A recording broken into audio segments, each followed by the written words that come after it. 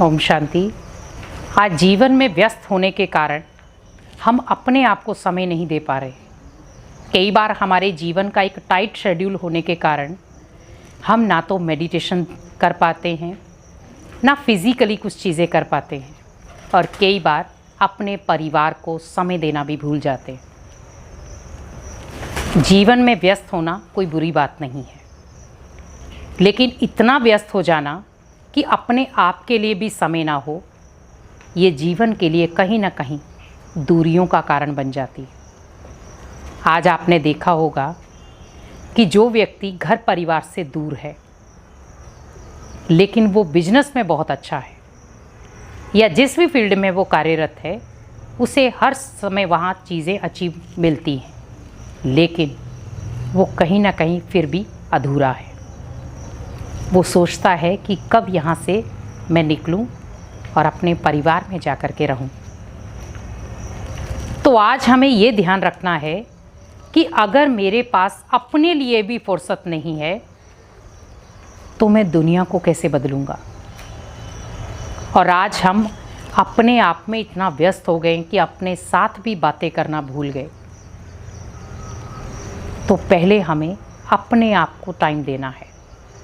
हम दूसरे को टाइम दे ना दें, लेकिन पहले स्वयं को ज़रूर दें, क्योंकि हमें अगर स्वयं को शिक्षा देनी है तो उसके लिए मुझे टाइम स्वयं के लिए निकालना होगा।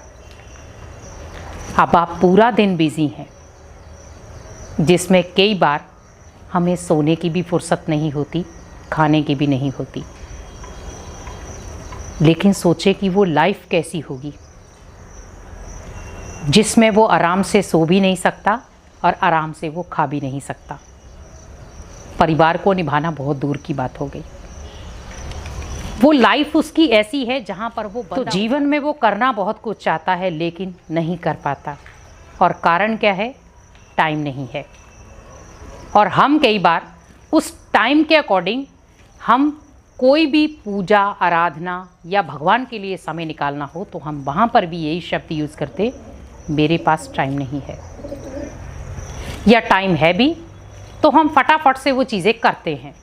जैसे घर में पूजा पाठ करना है तो हम 5 मिनट में वो पूजा पाठ करके फ्री हो जाते हैं, लेकिन उस 5 मिनट में भी हमारे संकल्प कितने चले, मुझे ये करना है, मुझे ये करना है, मुझे अभी ये करना है। आपने देखा होगा जब कोई व्यक्ति पूजा पाठ करता है तो उसका सारा ध्यान पूजा पाठ में तो कम होगा, लेकिन सारा ध्यान उसका ये होता है, मुझे आगे क्या करना है। आगे मीन्स अभी मुझे नौकरी के लिए जाना है, वहाँ लेट हो रहा हूँ, भोजन नाश्ता करना है, वहाँ लेट हो रहा हूँ, या कई बार मान लो मुझे बच्चों को स्कूल छोड़ने जाना है, वहाँ लेट हो रहा हूँ। कर क्या रहा था? पूजा। ध्यान कहाँ जा रहा है? चीज़ों में। तो वो चीज़ भी अधूरी, जिसके लिए आप सोच रहे वो भी अधूरा रह गया। तो आप जब भी भगवान की याद में होते हैं, भले आप 5 मिनट ही निकाल रहे हैं, लेकिन उन 5 मिनटों में ओनली आप और भगवान, तीसरा कोई नहीं। इवन देन आपके कोई संकल्प भी नहीं, क्योंकि आज जब आप कोई मूर्ति को लेकर आते हैं तो हम पूरी मूर्ति को तराशते हैं कि इसमें कोई टुकड़ा टूटा हुआ तो नहीं है। अगर वो टूटा हुआ आपको नज़र आएगा तो आप डायरेक्टली कहेंगे मूर्ति खंडित है, इसको हम घर पे नहीं ला सकते। आप जो डेली रूटीन में घर में पूजा कर रहे हैं, क्या वो खंडित नहीं हो रही? और फिर हम कहते हैं भगवान हमारी मन की भाषा को नहीं समझता, या भगवान को हम जो कहते हैं वो नहीं सुनता। भगवान अमीरों की सुनता, गरीबों की नहीं सुनता। लेकिन आप ये ध्यान रखें कि आप जो भी पूजा आराधना कर रहे हैं उसमें किस चीज़ की कमी है, कौन सी चीज़ आपको भगवान से दूर कर रही है। क्योंकि आपके पास ओनली 5 मिनट थे, वो भी अधूरे थे, मिक्सअप जिसको कह सकते हैं। आज आप देखें कि आप कोई सब्जी बनाते, उसके अंदर आपने नमक भी ओवर मात्रा में डाल दिया और मिर्ची भी ओवर मात्रा में डाल दी, क्या आप खा सकते हैं? नहीं। लेकिन अगर आप उसका निवारण करना चाहें तो आप एक्स्ट्रा सब्जी बना करके उसमें डाल सकते हैं, ताकि उसका लेवल नॉर्मल हो जाए। तो भगवान ने भी आपको कुछ ऐसी ही चीज़ें कही हैं कि बच्चे, जब भी आप मेरे को याद करते हो तो अपने मन के जितने भी बोझ हैं वो सब मेरे को दे दो। अब आप उस समय बस मेरे को याद करो ताकि मैं प्रॉपर आपको बल दे सकूं जो दुनिया की परिस्थिति से आपको लड़ने में काम आएगा। हम भगवान से बहुत सारी प्रार्थनाएं कर रहे हैं और कई बार उन प्रार्थनाओं के कारण हम सोचते हैं भगवान हमारी नहीं सुनते। वो हर बच्चे की सुनता है, लेकिन कई बार हमारे कान ही बंद होते हैं जो उसकी भाषा नहीं सुन पाते। अब आप सोच रहे होंगे कि कान कैसे बंद है। जब भगवान आपको पुकार रहे थे तब हम गहरी नींद में सो रहे हैं। जब भगवान आपको पुकार रहे थे तब हम ऐसी चीज़ों में उलझे हुए थे जहाँ पर हमने डायरेक्टली शब्दों में कहा मेरे पास फुर्सत नहीं है। जब आप ये शब्द यूज़ कर रहे हैं मेरे पास फुर्सत नहीं है, तो सोचो कि भगवान की भाषा कौन सुनेगा फिर। अब वो बोलना तो चाहता है लेकिन आप सुनना नहीं चाहते। और कई बार वो आपको बड़े प्यार से सावधानी देता है, हमें वो सावधानी नज़र नहीं आती, लेकिन जब वही चीज़ें हमारे जीवन में कर्मों के रूप में आ जाती हैं तो उस समय हम कहते भगवान आपने ऐसा कैसे कर दिया। हमने तो इतना सोचा भी नहीं था कि हमारे जीवन में ऐसा भी कुछ होगा, लेकिन हुआ।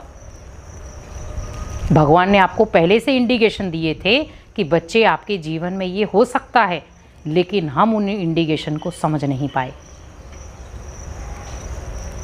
इसीलिए कहा जाता है कि अगर हमें जीवन में कुछ करना है तो पहले अपने आप को बदल जाए, क्योंकि हम स्वयं को बदलने के लिए अगर आगे रखेंगे तो भगवान आपकी मदद खुद ब खुद करेगा। लेकिन आज कहीं ना कहीं आप देखें कि जब हम कोई भी कार्य करते हैं अगर उसको रुचि के साथ ना करें तो वो आपका कार्य सफल नहीं होगा। जैसे कई बार सपोज आपको कोई कार्य सौंपा जाए लेकिन आपका उस कार्य में मन नहीं है, तो जब वो कार्य में मन नहीं होगा तो वो कार्य आपका आधा अधूरा ही रह जाएगा। ये कई बार हम कह सकते हैं कि वो कार्य अच्छा नहीं होगा, और फिर सामने वाला व्यक्ति डायरेक्टली आपके मुंह पर ही कह देता है कि इसका दिल नहीं था ये कार्य करने का, क्यों सौंपा आपने इसको कार्य, जब इसका मन नहीं था। तो दिल भी नहीं था कार्य में, मन भी नहीं था कार्य में, तो वो कार्य कैसा होगा, गलत। तो वैसे ही सोचें कि हमें जो भी कार्य करना है उसके लिए पहले मुझे अपने मन की आवाज़ को सुनना है। और आज कहीं ना कहीं हम अपनी मन की आवाज़ को नहीं सुन पा रहे कि हमारा मन आखिर चाहता क्या है। हम इतना जीवन में उलझ गए हैं कि जो हमें किसी भी चीज़ का फ़र्क भी नहीं पड़ता कि हमारे जीवन में हो क्या रहा है। हमारे जीवन में कुछ भी होता है हम सोचते हैं कोई बात नहीं, होने दो। और जब ज़्यादा कंडीशन ख़राब हो जाती है तब हम सोचते हैं हमारे जीवन में ऐसा क्यों हो गया। आज एक मरीज़ है, उसे पता है कि मेरी जो बीमारी है वो स्टार्ट हो गई है। मान लो सपोज़ हम फीवर से ही ले लें, किसी व्यक्ति को 100 फीवर है, लेकिन ना तो वो डॉक्टर के पास जा रहा है, ना तो वो दवाई ले रहा है, और ना कोई ट्रीटमेंट करवा रहा है। अब वो 10 दिन उसी कंडीशन में है, क्या बुखार कम होगा या बढ़ेगा? तो आप यहाँ डायरेक्टली सोच सकते हैं कि उसकी बीमारी बढ़ेगी, और वो 10 दिन की बीमारी में कई बीमारियाँ उसके साथ आ जाएंगी। अगर हम 1-2 दिन में ही अगर उस बीमारी को हम ख़त्म कर लें तो शायद हम अनेक बीमारियों से बच जाएं। तो वैसे ही सोचें कि जब एक बीमारी के लिए हम हैंड टू हैंड डॉक्टर के पास जाते हैं तो मन की बीमारी के लिए तो भगवान के पास जा सकते हैं ना, क्योंकि भगवान को भी सुप्रीम डॉक्टर कहा जाता है। दुनिया के डॉक्टर आपके तन का इलाज कर सकते हैं, लेकिन भगवान आपके मन का इलाज करेगा। और जब आपका मन स्वस्थ है तो आप धन भी आराम से कमा पाएंगे और आपका तन भी स्वस्थ रहेगा। इसीलिए कहते हैं कि हमें अपने मन को मारना नहीं है, मन को सुधारना है। मन जीते जगत जीत। तो वैसे ही अगर हमारा मन हमारे कंट्रोल में आ जाए तो हम बहुत सारी प्रॉब्लम से बच सकते हैं, और ये प्रॉब्लम ही कहीं ना कहीं हमारे जीवन को बहुत सारी चीज़ों से, बहुत सारी चुनौतियों से बचा सकती है। ओनली बस हमें कुछ क्षण अपने आप को देने हैं, जो कहीं ना कहीं आज हम देना भूल रहे हैं। परिवार को टाइम दें, अपने आप को टाइम दें, तो आप खुद ब खुद देखेंगे आपका मन भी हल्का होगा, और आप जिस भी फील्ड में कार्यरत हैं वो भी आप हल्के तरीके से कर पाएंगे। ओम शांति।